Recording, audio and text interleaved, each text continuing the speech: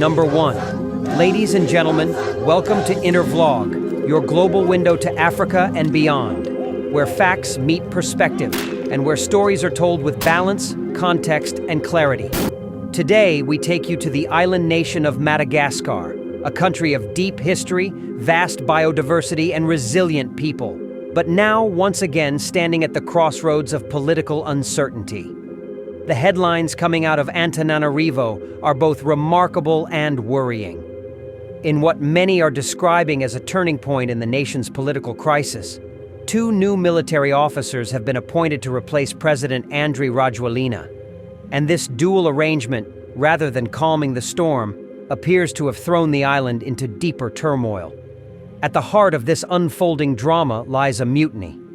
On Saturday, a unit of Madagascar's army known as CAPSAT, the Support and Logistics Corps, announced it was joining protesters demanding the resignation of President Andry Rajoelina. Within hours, the mutinying soldiers nominated General Demosthenes Pikulas as their choice for Chief of Army Staff. Then, in a move that stunned observers both locally and internationally, the Minister of Armed Forces, Manantsoa Deramasinjaka Rakotoarivelo, officially recognized and installed General Pikulas as the new head of the army during a ceremony at the army headquarters. It was a moment of high symbolism and perhaps deep confusion. Here was a minister appointed by the president himself, now endorsing an officer chosen by mutineers who were openly demanding that very president's departure. As one observer told Intervlog, "It's like lighting a candle in a storm. The intention is noble, but the wind is stronger." Madagascar's armed forces, long seen as the stabilizing pillar of the state, now appear split between loyalty and discontent.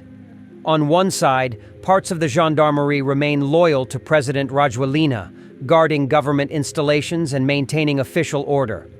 On the other side, sections of the army, particularly the CAPSAT unit, have declared sympathy for the protesters, young citizens who have filled the streets since September 25th, calling for change.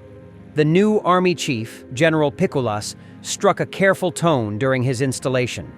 Speaking to journalists, he said, "The events in Madagascar over the past few days have been unpredictable. The army has a responsibility to restore calm and peace throughout Madagascar."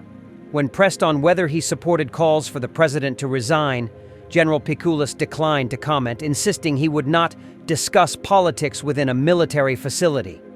But the deeper question remains: who now truly commands Madagascar's army? As the situation intensified, President Andry Rajoelina, once celebrated as a youthful reformer, has become increasingly absent from public view.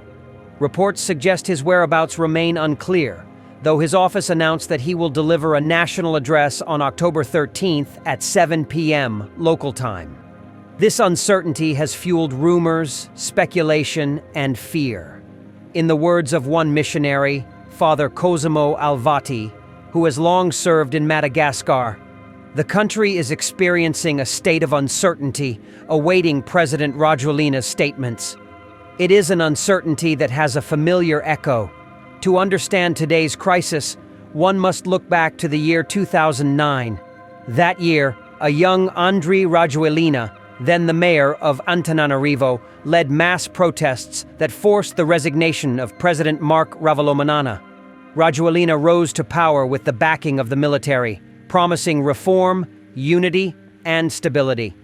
Now, 16 years later, the same Andry Rajoelina finds himself on the other side of history, the one being protested against, the one whose leadership is under siege, and the one facing the same questions he once asked of his predecessor.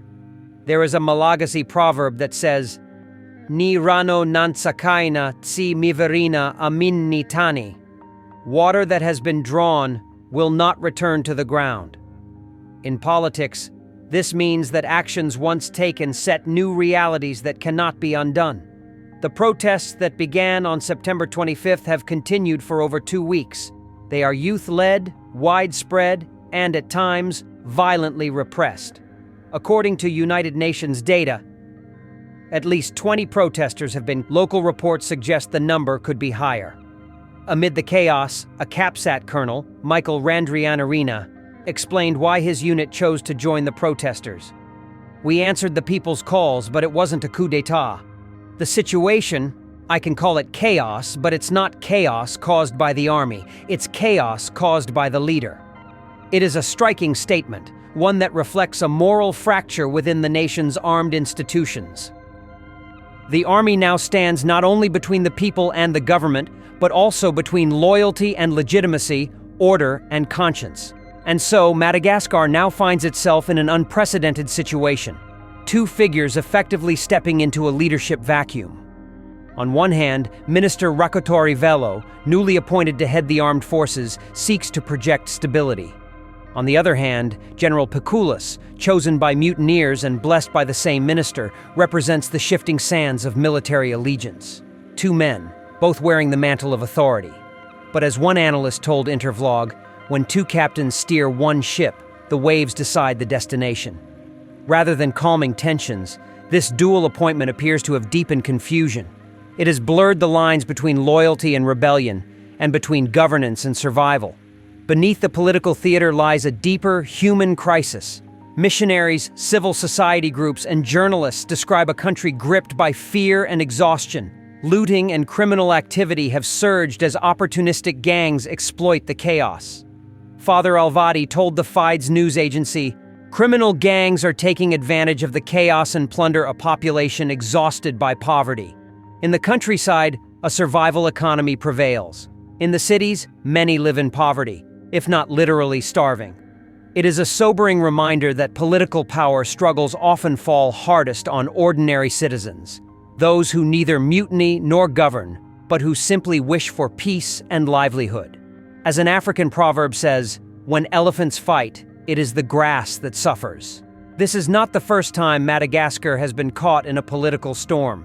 Since independence from France in 1960, the island has experienced multiple coups, contested elections, and military interventions. Each time, power shifted hands in the name of reform, yet stability proved elusive. Today, as then, the same ingredients recur: popular anger, economic despair, and divided security forces.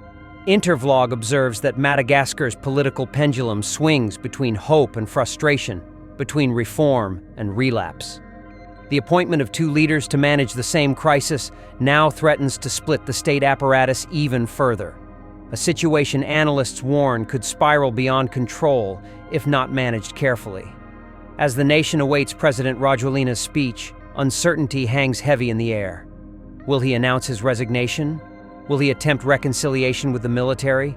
Or will he, as some fear, double down on authority and risk deeper confrontation? No one knows for sure. But across the capital, whispers abound. Markets are half empty, schools remain closed, and citizens stay glued to their radios and phones, hoping for clarity. In such moments, silence can be louder than words, and leadership is often measured not by titles, but by trust. The crisis in Madagascar speaks to a larger truth about governance in fragile democracies.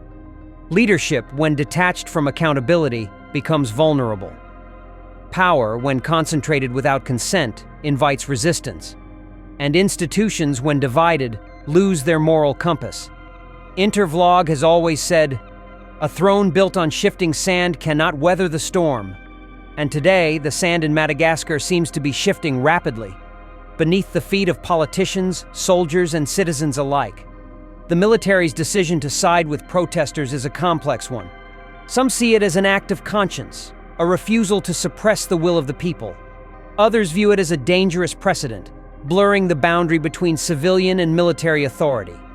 General Pikulis insists the army's duty is to restore calm, not to govern. But the symbolism of his appointment by mutineers and his recognition by the minister suggests otherwise. The question now is not whether Madagascar has a government, but who commands it. Madagascar's turmoil resonates beyond its shores. The Indian Ocean island, strategically located and rich in natural resources, plays an important role in regional trade and security. Neighboring African nations are watching closely. The African Union and Southern African Development Community, SADC, have both called for restraint and dialogue. Diplomatic observers warn that prolonged instability could weaken Madagascar's fragile economy and embolden extremist or criminal elements. Intervlog notes that regional peace often begins at home, and when one pillar shakes, the echo travels far. Amid all the noise of power, one voice remains clear, that of the Malagasy people. From students to traders, from clergy to civil servants, citizens are demanding accountability, justice, and dignity. They do not ask for 2 presidents or 2 generals. They ask for one stable nation. But stability, as history shows, cannot be decreed. It must be earned. There is a Malagasy saying, Nai fitiavana tsi ombi ambava fa aminni asa. It means, love is not in words, but in deeds. In governance, too, legitimacy comes not from speeches, but from service. Today, Madagascar lives a paradox. The government appoints soldiers to restore calm, yet the very soldiers rise with the people. The president calls for order, yet his absence deepens disorder. The minister blesses a general chosen by rebels, hoping to prevent rebellion. It is, as one analyst said, a house where every door opens to another question. Yet amid this confusion, one cannot ignore the courage of ordinary Malagasy citizens. They protest not for conquest, but for change. They stand not with weapons, but with will. Their resilience reflects the soul of a nation that has endured colonization, coups, and crises, and yet still dreams of peace. As Intervlog reflects, even in the darkest night, Madagascar's spirit still glows like a candle in the wind. So, what next for Madagascar? Analysts suggest that the path forward must include dialogue, constitutional order, and humanitarian focus. Without these, no appointment, whether of one leader or 2, will heal the divide. The African proverb says, "A canoe does not go forward if each paddles his own way." The 2 appointed officers, the president and the people, must find a shared direction or risk capsizing together. At Intervlog, we are not here to judge, but to observe and reflect. We see a nation at a crossroads, its future uncertain, its past echoing warnings, and its present demanding courage. 2 men now share authority meant for one. But leadership divided is rarely leadership delivered. The situation in Madagascar reminds us that power without peace is like a drum without rhythm. It makes noise, but no harmony. As we close this report, the people of Madagascar await the president's address. Will it bring calm or fuel the storm? Will the army remain united or fracture further? Will the island find peace or drift into deeper crisis? The answers remain unseen, but one truth is clear. Madagascar stands at a defining moment in its history. Let Intervlog end with a parable, a reflection fit for a moment like this. Once a farmer in Madagascar had 2 oxen to plow his field. One pulled left, the other pulled right. The harder they worked, the deeper the plow got stuck. Only when he guided them in the same direction did the field yield fruit. Today, Madagascar's leaders must remember that parable.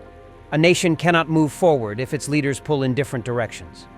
As night falls over Antananarivo, the lights of uncertainty still flicker, but perhaps, from dialogue and humility, a new dawn can rise.